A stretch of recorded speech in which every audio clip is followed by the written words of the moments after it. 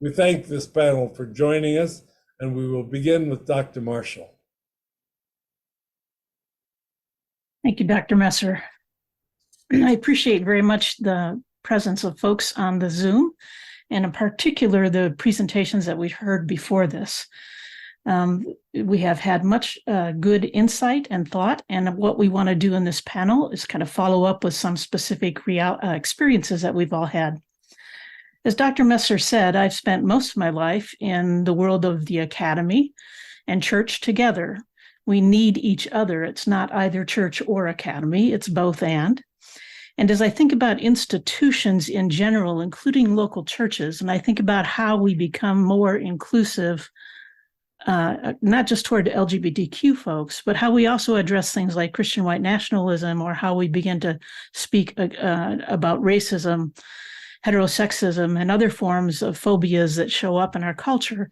I want to suggest 4 things. They're very kind of simple and concrete in the sense that they offer a way into the conversations.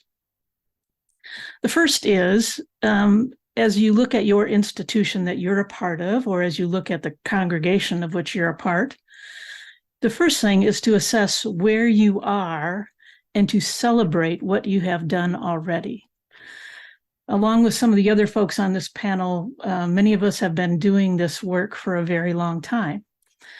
And some of us are tired, retired. Some of us are tired and still anxious to keep on.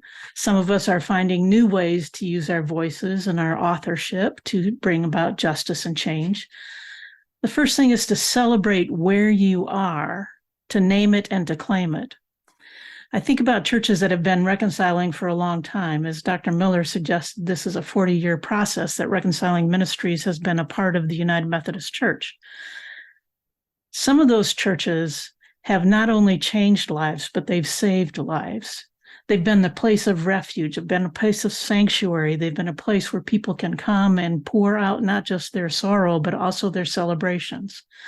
It is important for those churches who have been in this long-standing reconciling movement to continue to do the work, to continue to celebrate who you are and recognize that there might be something more, that there might be a next step. For those churches that are just beginning to think about what it means to be fully inclusive, it may be thinking about, how do you start a book study?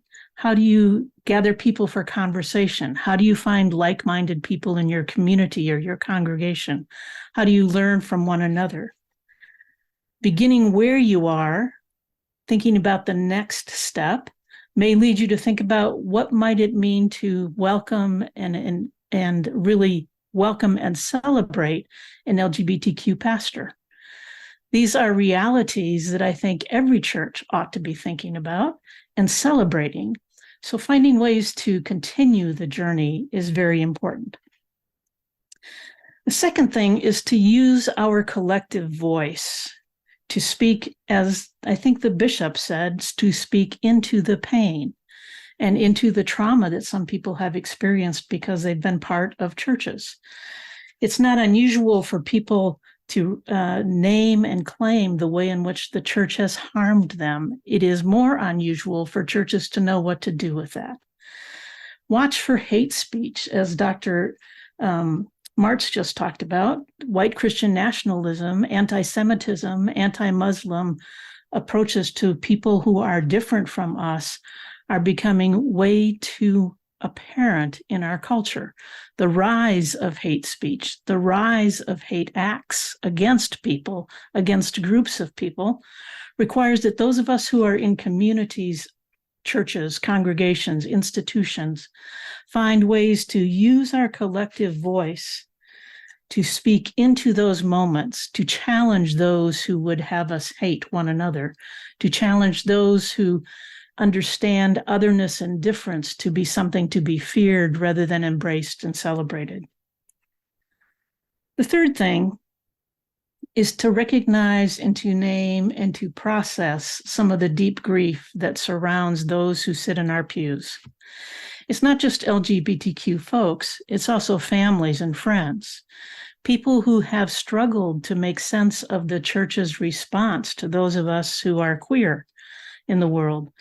It is the struggle to sit in a congregation when we recognize that that LGBTQ voices are never heard or spoken about from the pulpit. It is important that we recognize that there is a lot of grief and a lot of sorrow.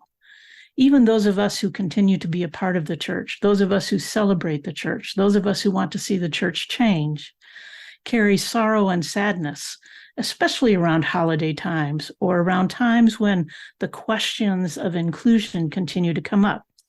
I would imagine that as we begin to move toward General Conference, there will be congregations and human beings sitting in our congregations who will have a sense of fear or dread that once again, they will be the topic of conversation rather than instruments of change. Just remember that there are people in our midst who continue to have sorrow in their hearts, tears in their souls.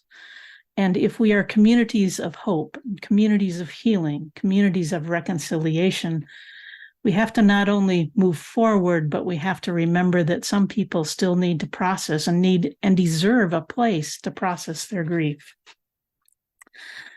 Finally, I think it's important for churches and congregations and communities that have been reconciling over time or that have been open and inclusive or that are a step ahead of others to offer their support and services to communities around them.